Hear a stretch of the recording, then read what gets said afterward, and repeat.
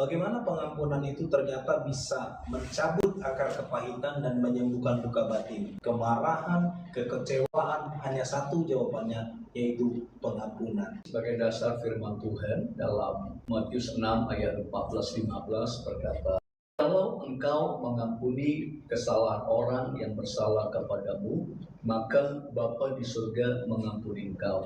Tetapi jikalau engkau tidak mengampuni kesalahan orang, maka Bapa di surga tidak mengampuni engkau."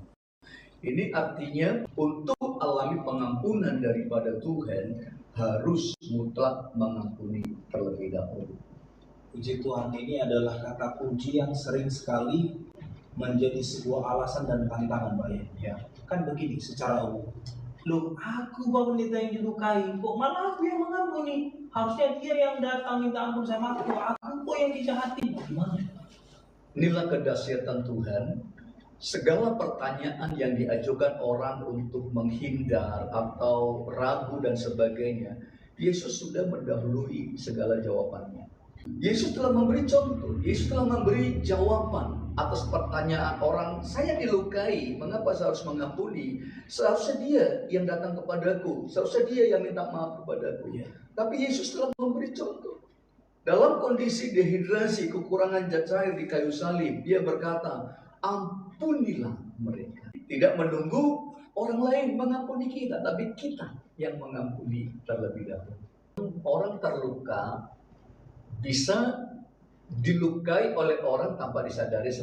Tetapi ada orang yang terluka dalam karena memang dia mengetahui orang yang melukai itu unsur kesengajaan.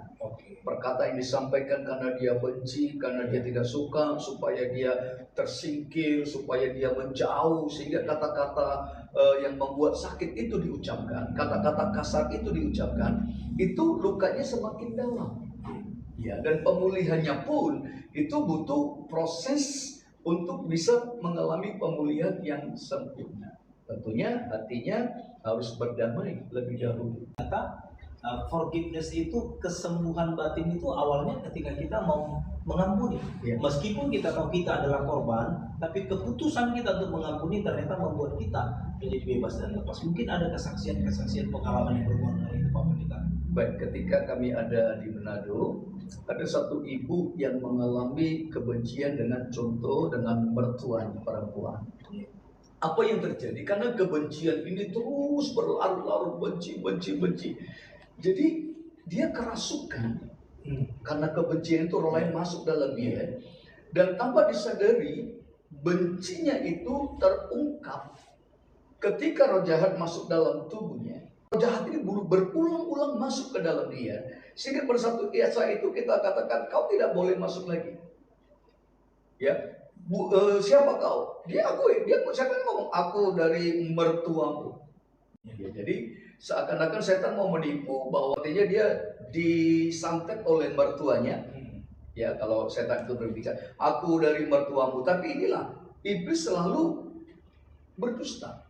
Ya, dia berbohong, berdusta, dia adu domba sehingga mertuamu menyantet engkau dan sebagainya. Intinya karena ada kebencian yang berlarut-larut, sakit hati yang berlarut-larut, dan ketika itu terjadi dalam titik klimaksnya, ketika dia ada kekosongan, roh jahat bisa masuk, roh lain.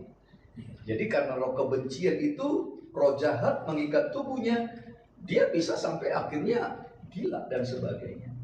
Ternyata luar biasa sekali Bapak Pendeta ya, kalau kita menyadari akar pahit, kebencian, menyimpan kesalahan orang lain, ternyata itu menjadi pintu masuk untuk si jahat memanipulasi, akhirnya dia mengintimidasi dan mendominasi, menguasai kehidupan